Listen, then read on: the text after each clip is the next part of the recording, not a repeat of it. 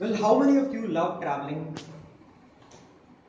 How many of you love traveling solo? How many of you love traveling without your family? Now that's surprising. Toastmaster of the day and fellow Toastmasters, I request you all to travel back in time and come along with me with one of my journeys of lifetime. One of my journeys of lifetime. It was 21st of May 2011. I was working in a company in a thermal power plant construction. The site was quite remote. Let me set some context so you will understand how remote it was. There is a place in Singrauli, there is a place in MP called as Singrauli. Anyone has heard about it? Yeah, if anyone has been there, the person might know that how remote it is already. And in Singrauli, there is a place called as Bedham. In Bedham, there is a place called as Vindhanagar. So you can imagine the place where I was staying was quite remote. There was nearly 12 to 14 hours of power cut. And it was on the border of MP and UP. Now I think you will get a feel of what kind of place it was. I was living in Indore, and to reach that place, being in MP, both the places, it used to take nearly 24 hours of time. That was the connectivity and that was the level of construction in terms of roads. Well, I was traveling on 21st of May 2011. I somehow reached Riva. From Riva to Seedhi, from Seedhi to my location. That was the peak marriage season. And that was the last bus of the day. 3:45 in the evening. I asked people, I could see many buses, but I asked people, which is the bus which is going to my place? That was the only bus left. And when I saw the bus, trust me, I felt the whole village of Vindhanagar was sitting on that bus. It was actually the ad of Fevicol. The bus was 50-seater and the people on the bus was around 150 plus. I was thinking for the second time, should I enter or not? Then I realized, okay, I have some professional commitments, I have to go there. Because initially I thought whether it was a sheer act of audacity or it is actually logical to act in that way. But then I realized that I should not be able to add insult to the injury because I have to satisfy my professional commitments as well. Somehow I was having only a small backpack, so I gathered some courage. I jumped into the bus.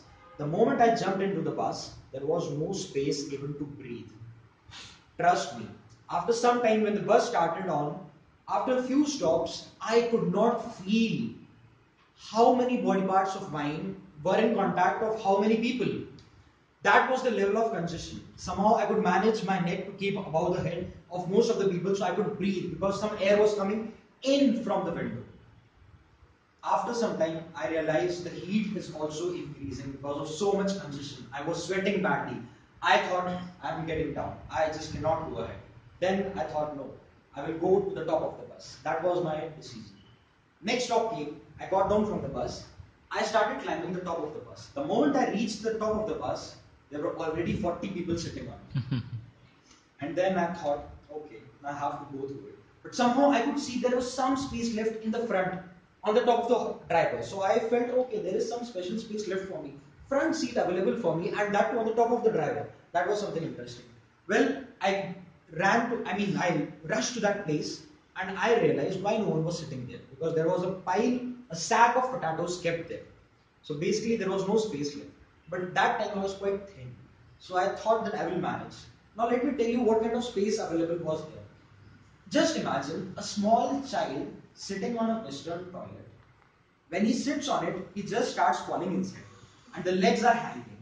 Same was the situation for me. The moment I sat on it, the career of the bus was so huge. The moment I sat on it, I felt the legs were hanging in front of the driver and I was completely lost into that. Then I realized after fixing in that place that there is no space to hold. There is nothing to hold. And the complete hard section. It was nearly 6 hours of journey left. Then I realized, okay, when I was young at my home, my mother used to make me coolie. She used to make me, pull up all those sacks and all. So then I realized when you have to pull up a sack, you need to first make some arrangement in the end. You will make arrangement and then you will pull it up. The same thing I did. I took out 2 potatoes in the side. I holded them properly, and I was traveling for the rest 6 hours of journey like that, holding those two potatoes. Well, initially I was stunned, I was surprised, I was in the state of shock. But somehow the person who was sitting next to me, he realized, he was a local. He asked me, "Are you a new guy?"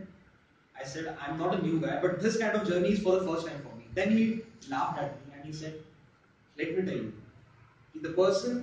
the people who are sitting in the front row have to make sure that you announce or you tell the people behind that the trees are coming, the electric wires are coming, there is something coming in your way because everyone should not get hit." I was like, this was the only thing left that you should have told me. And then he told, "You are not supposed to sleep also." I'm like, okay. And then it actually happened. Trees started coming. Then he told me, you cannot shout, but the only thing you can do is you can get back. Because when you bend back, the rest of the people will either adjust, bend forward, bend back, or they will somehow adjust. And it was amazing. The fear of falling down from that bus turned into excitement of experiencing that journey. The moment I started falling back, the rest of the people were there. I reached my place. Sorry.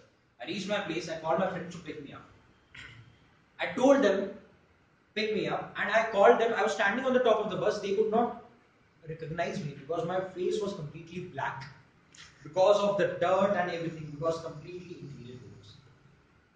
Well, my friends, this journey made me realize, because while traveling we think a lot. We think a lot about life. We think a lot about ourselves. This journey made me realize that most of the decisions in our life we make either because of love or because of fear. That decision initially I made because of fear. Fear of failure of commitment that I had given to my company. But then I realized the journey converted into a love decision. Because sorry. Because the moment the journey started rolling in, I was enjoying it. How the difference between the love and fear takes place. I need to pay the bill of credit cards. I need to earn for my family. I need to fulfill these responsibilities. That's the fear decision. And the love is your passion. So my friends, this journey made me realize that what is the difference between my decision for love versus failure. Over to you, Toastmaster.